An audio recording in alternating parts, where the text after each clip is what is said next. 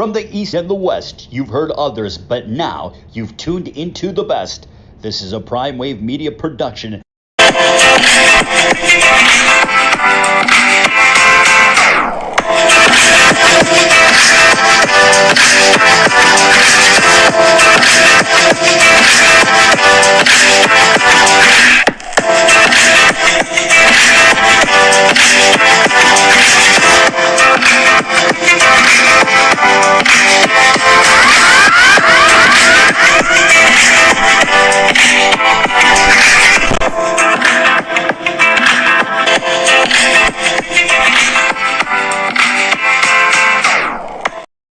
What's up, world? It's the one and only Pop DBICB Primetime Capper, and it is time for the premier sports betting show, the Primetime Angles. I'm feeling good. I'm feeling great. I hope you're feeling the same, and let's go ahead and just jump right into it. We got our CFP Rankings Week 6. We have shake-up finally. You know, it was pretty formful the last few weeks, and then, you know how it always gets the last few weeks of the season. They start shaking it up. You know, you start moving teams in and out, left and right when it comes to this situation. And pretty much now we have it to where Georgia's still number one. Michigan's now the outright number 2. And then you also have number 3 being Washington because they're undefeated. And then you also have Florida State, who's number 4. But I know they're doing Florida State the way that they're doing them because of their quarterback being hurt. But at the same time, too, though, usually teams that are like Florida State and Georgia and Alabama and Ohio State, they always have backups that can actually go in and be starters because they'll be starters anywhere else in the nation. Okay, let's not play this game like everybody's the NFL and has a really low inventory of backup quarterbacks and third stringers, dude. Seriously, they have 6 quarterbacks literally on each roster, and 3 of them can play.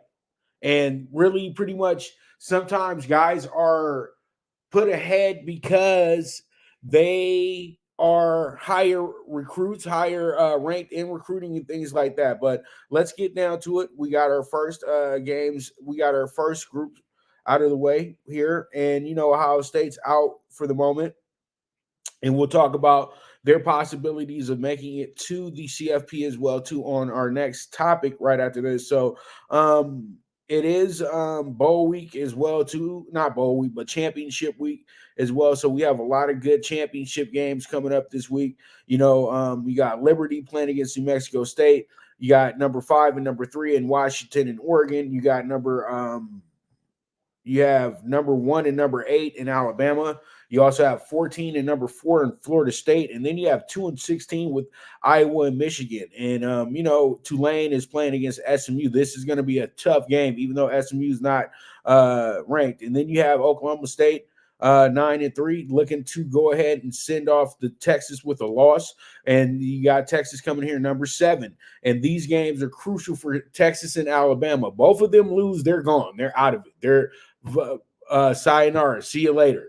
And that would be something, you know, helpful, but we'll talk about that in a second. But from what I'm seeing right now is after you get out the top 4, you got Oregon number 5, Ohio State still at number 6. That means that Ohio State really does kind of play the devil's advocate in the sense to where if these 2 teams lose and you get a Florida loss and a Florida State, Washington loss and a Florida State loss, Ohio State and Oregon are in.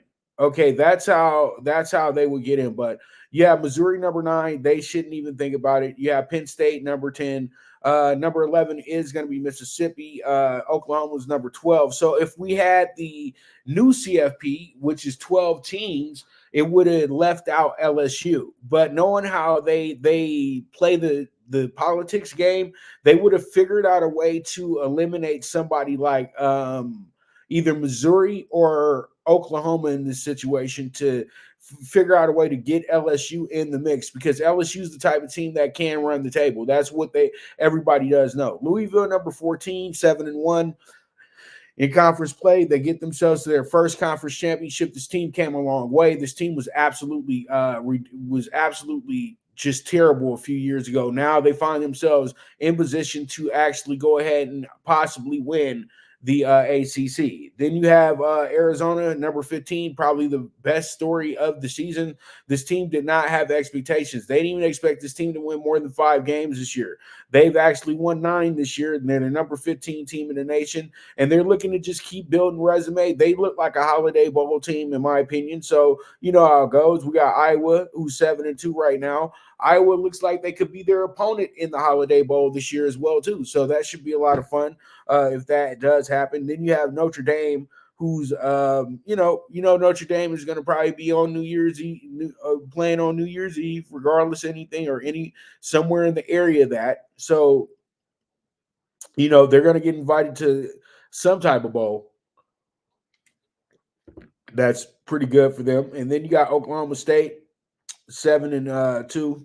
Oklahoma State with a win will probably move up to something like the Fiesta Bowl or something of that nature. And then you have a NC State team who's 9-3. You have Oregon State 8-4, and Oregon State. You know what, man? It sucked for them at the end of the year, or was it? Yeah, because they had to go against both of those teams, and it just was whatever. But Oregon State had a good season regardless. Tennessee, another 8-4 team. You got Tulane, who's 11-1. You got Clemson, who's 8-4, number 23. Liberty, undefeated, and they're nowhere near this top 10 group. But we know why. They didn't play anything, and they play in the Conference USA. That's a mediocre conference, so it is what it is.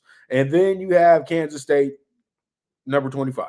And you know what? Kansas State does get overlooked a little bit too much in my regard. They've got some really good wins this year, but I know that Iowa State win was really, really killer for that team moving forward as well, too. So with that, that's going to be a wrap on the CFP. So let's go ahead and talk about the scenario that could place Ohio State in the national championship playoff. So what do they have to do? They have to they can't do anything, but they got to. But what can be done? I'm looking at the board now. You got 4 undefeated teams. Let's just put the scenario in place that all 4 of these undefeated teams were to lose this weekend, okay? Georgia would not be put out, all right? Alabama would move all the way up. And Michigan would get booted out. And you say, oh, Michigan didn't play anybody, okay?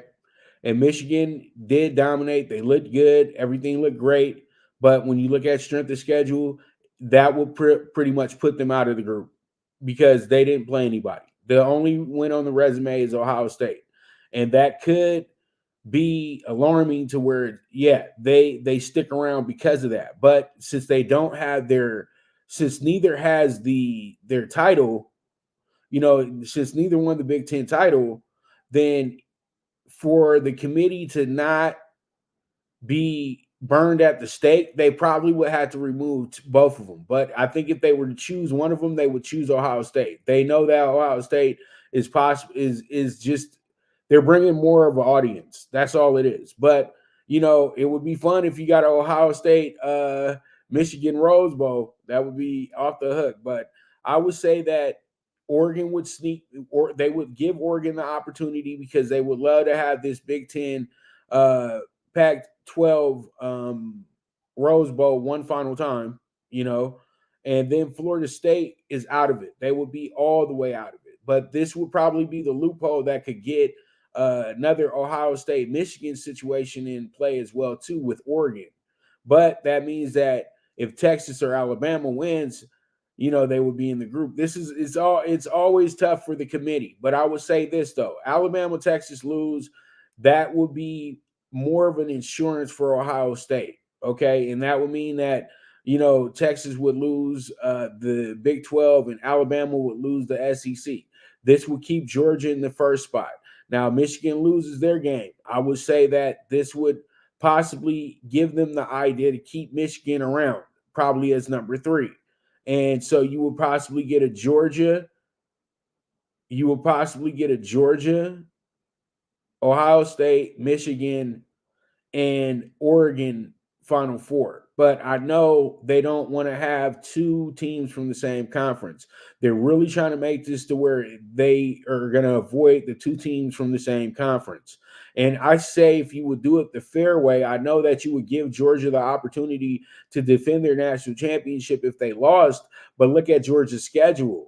You know what I mean? Like, that's where you go back to, like, look at Georgia's schedule. Does it warrant them to still be the number one, to still be in the Final Four? Really, it doesn't. But when it comes down to it, they've won the national championship back to back, and you can't deny them the opportunity of winning their third championship in a row. It just wouldn't be right. So, there's just a lot of things that play factors into this situation, but Ohio State's going to need a lot of work. Okay, let's just keep it real. If you were to see all four of those teams lose, it's going to be a real conundrum for the committee, because it's funny because they're playing against teams that will not be even considered for the national championship. That's what the sucky part about this situation is. Only teams that are playing in a situation where this would get them to the CFP are Oregon and Alabama and Texas, because Texas is waiting on who loses. That's the whole thing.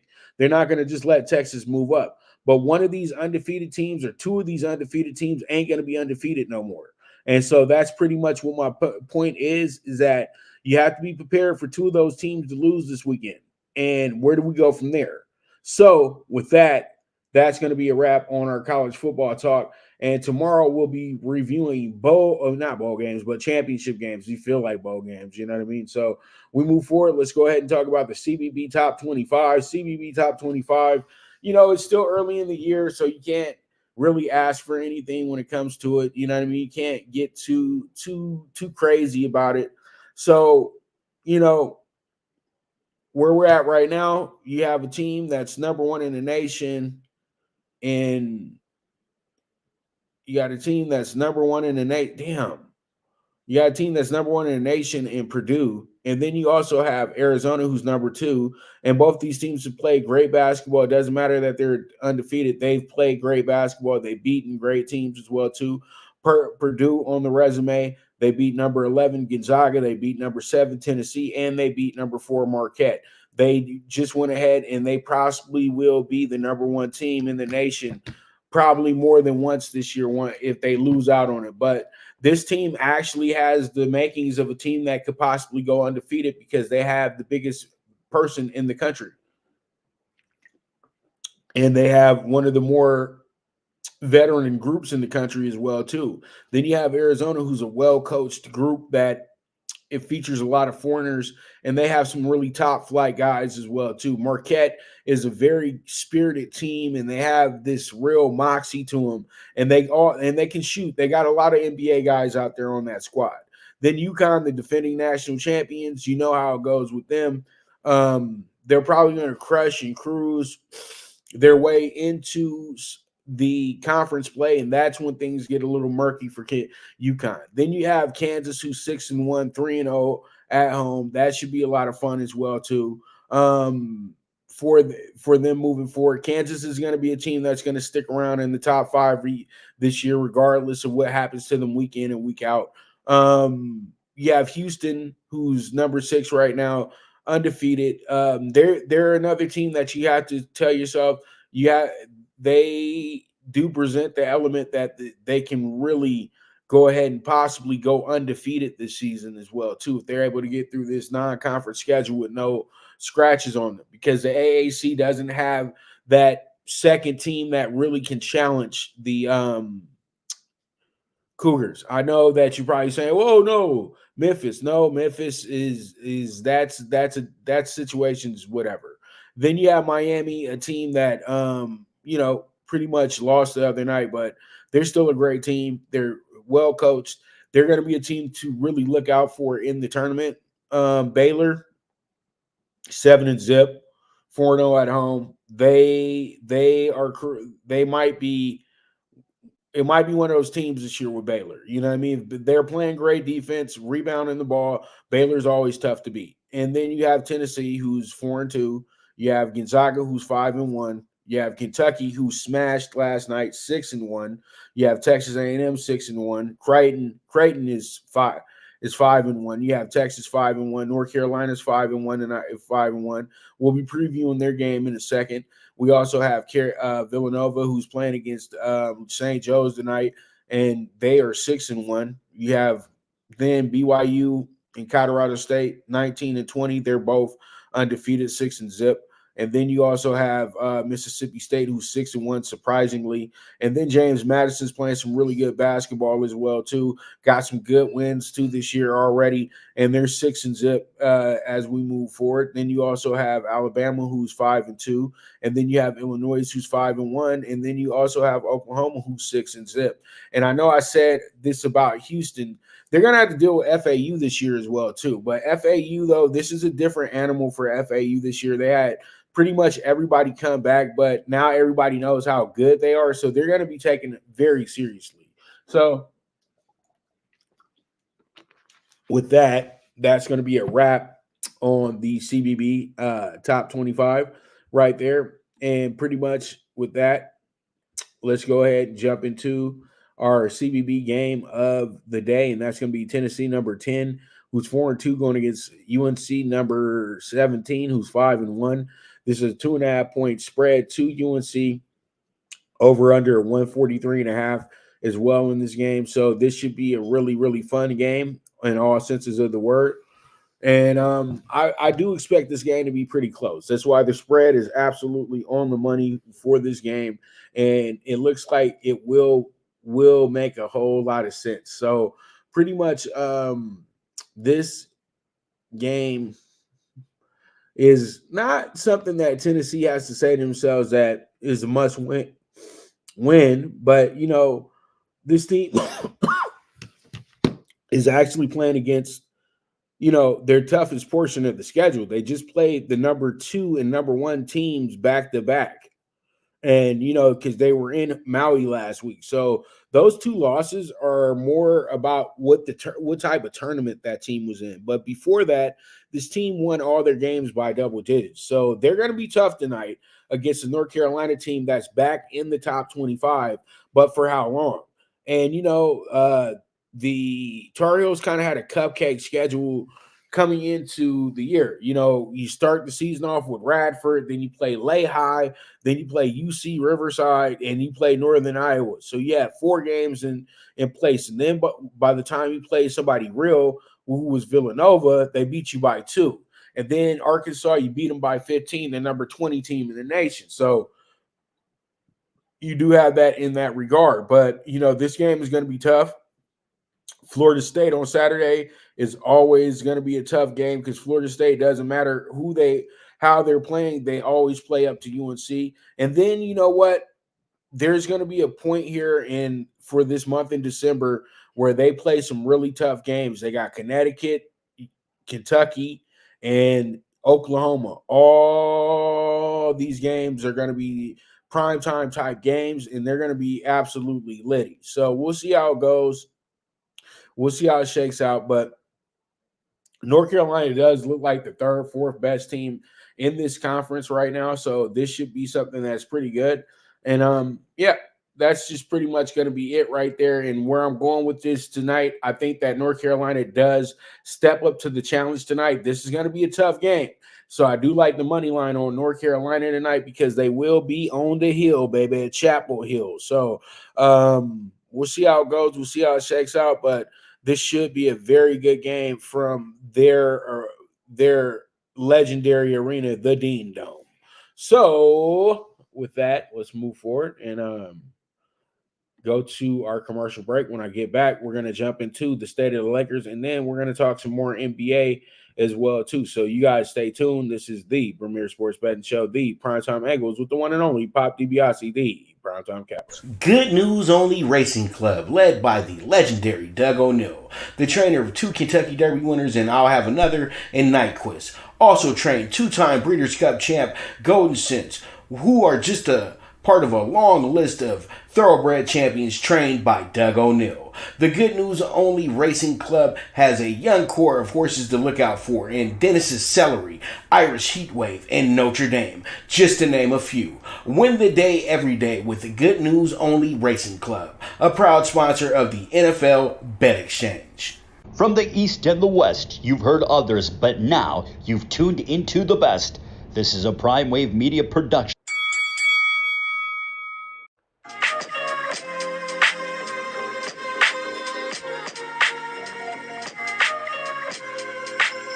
Tune into Big Wave Boxing every week with a brand new guest with the one and only Pop DiBiase, the Primetime Capper, getting the best boxing stories, best boxing angles, and the truth when it all comes down to the sweet science. Tune in to Big Wave Boxing on the Prime Wave Media channel on YouTube.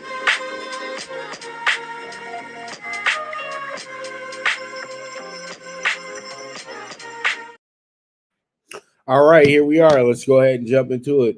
The Lakers, state of the Lakers. The Lakers looking to get themselves back in the winning column because that was absolute terrible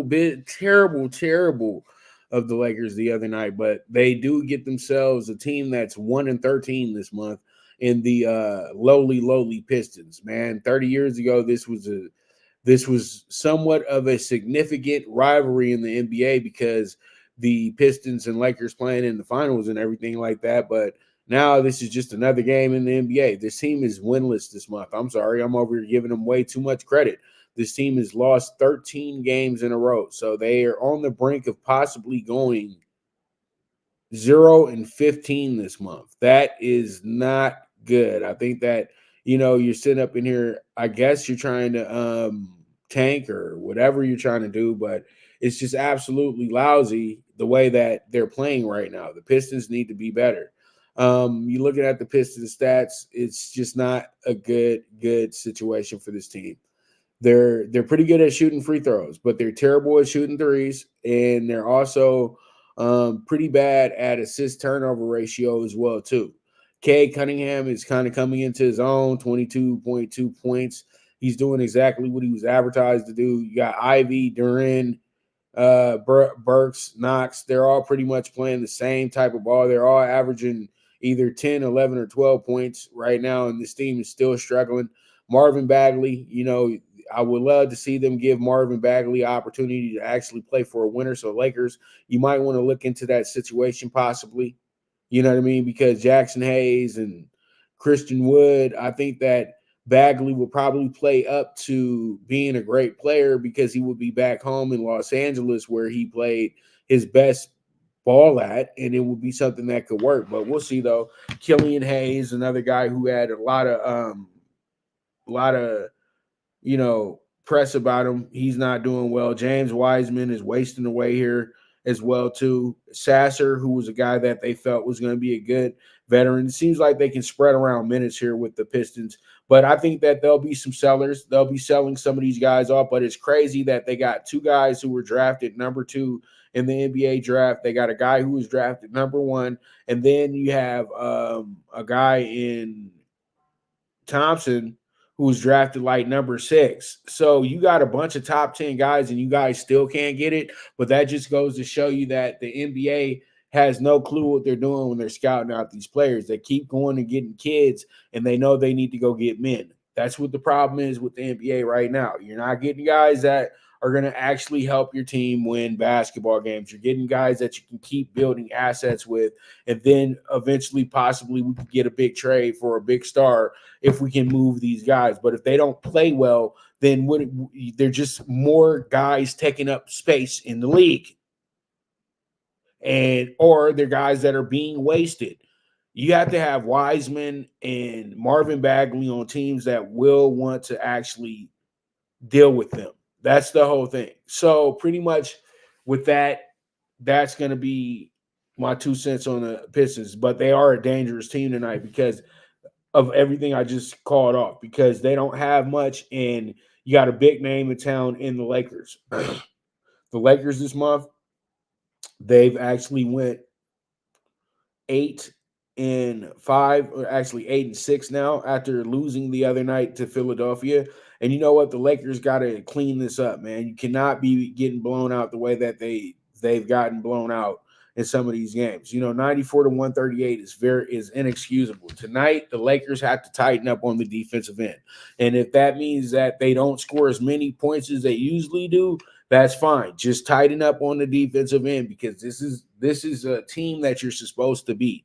So it's not much to talk about here. The Lakers have won their last 4 out of 6. So that's good. That's something that's really good. But they've lost their last 2 out of 3 after being on a 3-game winning streak. So, the Lakers have to buckle down, focus in, get themselves a good win tonight, and move forward from there, because they do have a busy week this week. They have 2 games back to back, and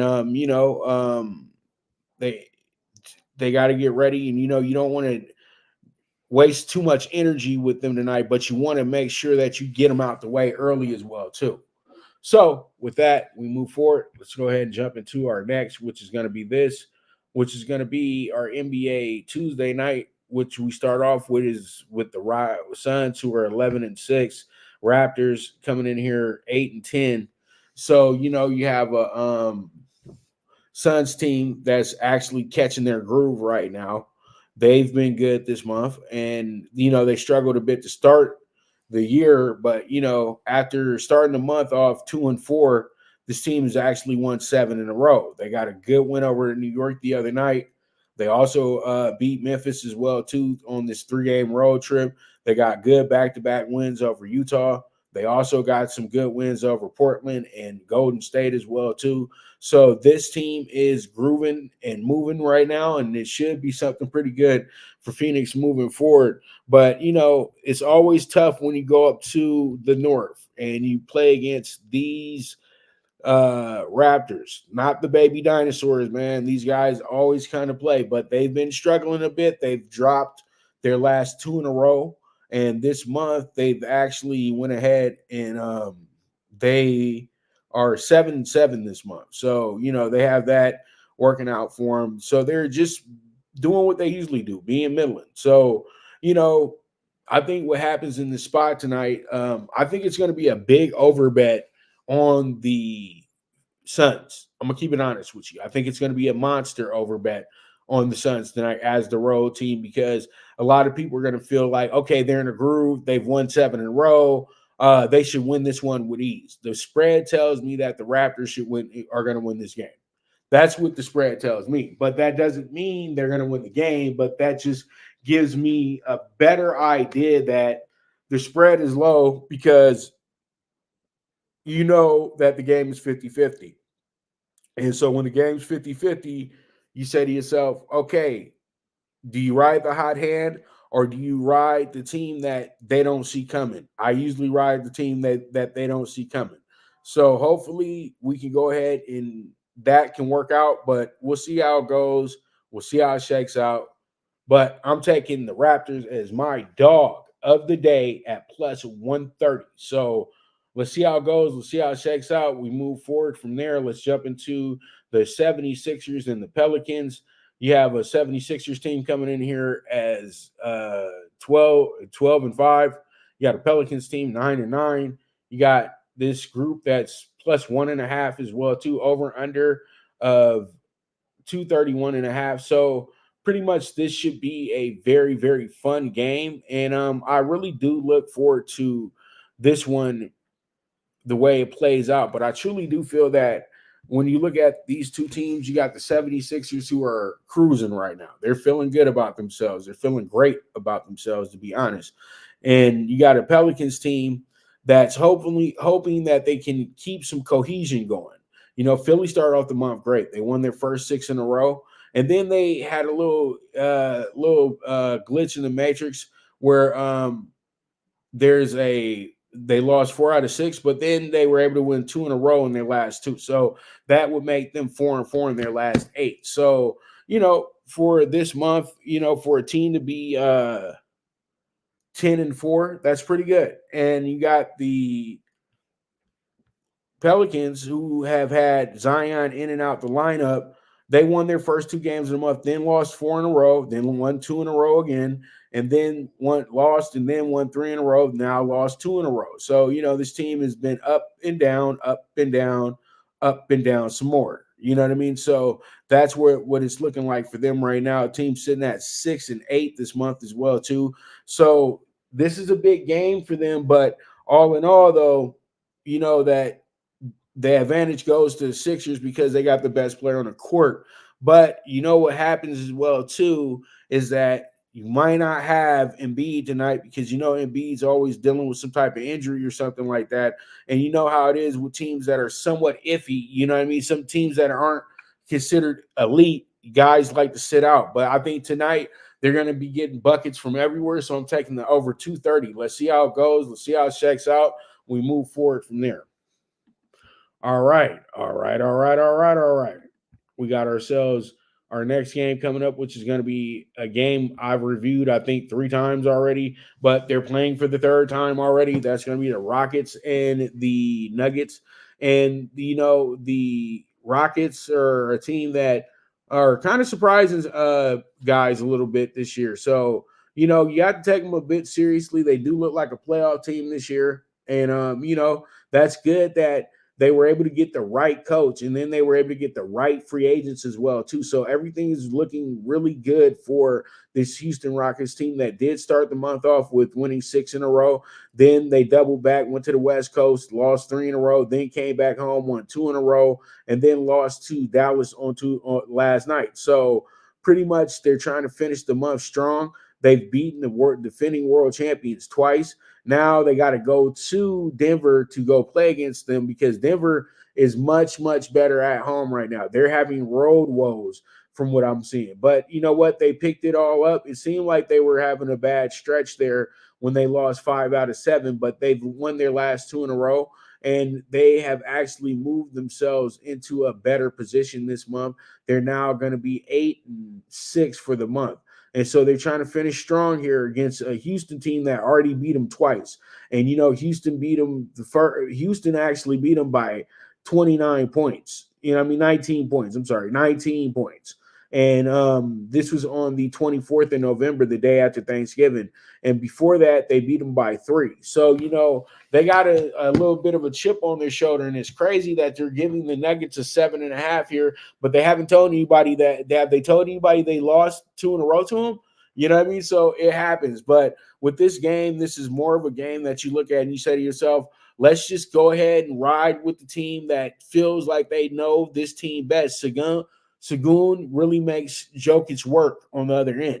And then, you know what? They really just play up to the moment against the Nuggets. So I like the plus 7.5. This could wind up being a big upset tonight as well, too. And that would mean that they got 3 in a row against the defending champs. And this could possibly be a first-round matchup as well, too, if you have a Nuggets as the 1 seed and the Rockets as the 8 seed. So it is what it is. So pretty much with that, we move forward, but I'm taking the plus 7.5 on the Rockets tonight. All right, we move to our final game on the sheet, and that's going to be the Clippers and the Kings. And the Kings come into this game fresh off of a great win last night. They're 10-6 on the season. They're a 1.5-point favorite as well, too. The Clippers are 7-9. They're just going through the motions a little bit. They're trying to get used to the new team that they have. They did lose a lot of core players as well, too. So, you know, they did lose a lot of core players. So, you know, there's just a lot of things that play a part into the situation of this team. You know what I mean? So, you know, this team is coming together the way that it pretty much is when you make an early season trade. You can't expect teams to just get on the good foot. I think that the Clippers, you give them until after Christmas to really start judging what they're really doing. The Clippers started off this month going 0-6, but since then they're 4-2.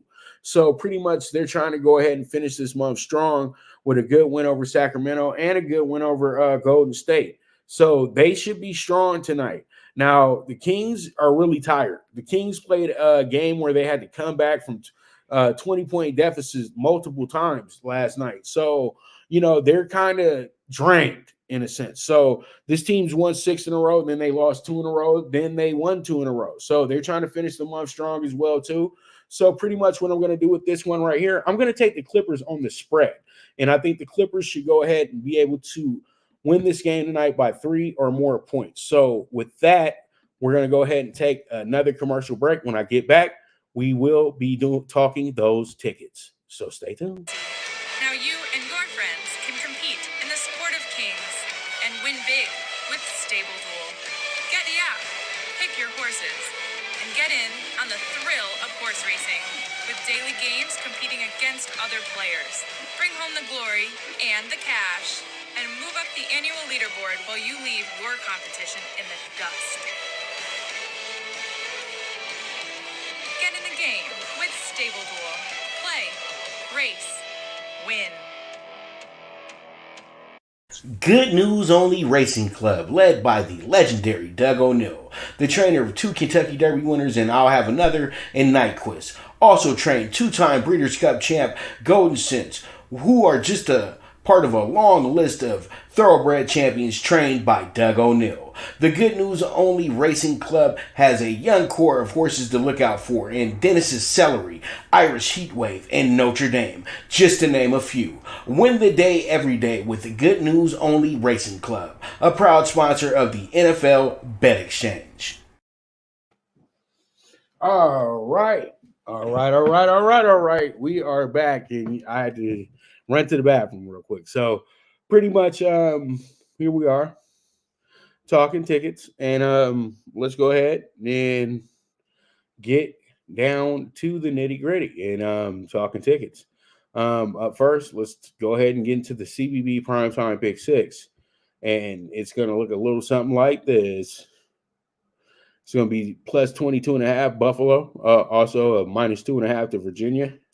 Then we're going to do Colorado plus 125. Also, St. Joe's tonight in the Philly 5 plus 12. And then we have Duke minus 4.5 tonight. And then I'm going to take North Carolina UNC with the minus 125. This is going to be a 52-1 ticket. Let's see how it goes. Let's see how it shakes out. We move forward from there. All right, we have ourselves the CBB DogDay PK4, 42-1 ticket. We have Wake Forest money line plus 180. We also have Davidson money line plus 130. We also have Murray State plus 145. And then we end with our capper, Idaho plus 170. So let's see how it goes. Let's see how it checks out. We move forward from there. All right, and we finish up with the NBA Super High Five. As I said, under 229 with the Lakers and the Pistons. I feel like the Lakers will have a get-back game after what happened the other night, and they'll go ahead and play this game in reverse, but hopefully they keep everything under 229. Then I got the Raptors as our dog bet of the day, and then also I have the over 230 with the 76ers and the Pelicans as well, and then we wrap it up with the Rockets at plus 7.5 and the Clippers at minus 2. So this should be a great game. Let's see how it goes. Let's see how it shakes out. And that's going to be a wrap on today's show. I want to thank you guys so much for tuning in. You guys are the absolute best. There is no me without you. You know what I mean? You guys know that. And so pretty much with that, make sure that you guys go ahead and, let's keep these numbers up. Make sure you're sharing the show. Make sure you're retweeting the show. Make sure you're doing all that stuff that makes the show go. So pretty much I can keep doing this for you guys. So pretty much it is what it is. And with that, as I always like to say, bet with your head, not with your heart. The movement is moving. And this is the premier sports betting show, the PrimeTime Angles, with the one and only Pop DiBiase, the PrimeTime Capper. And I am gone.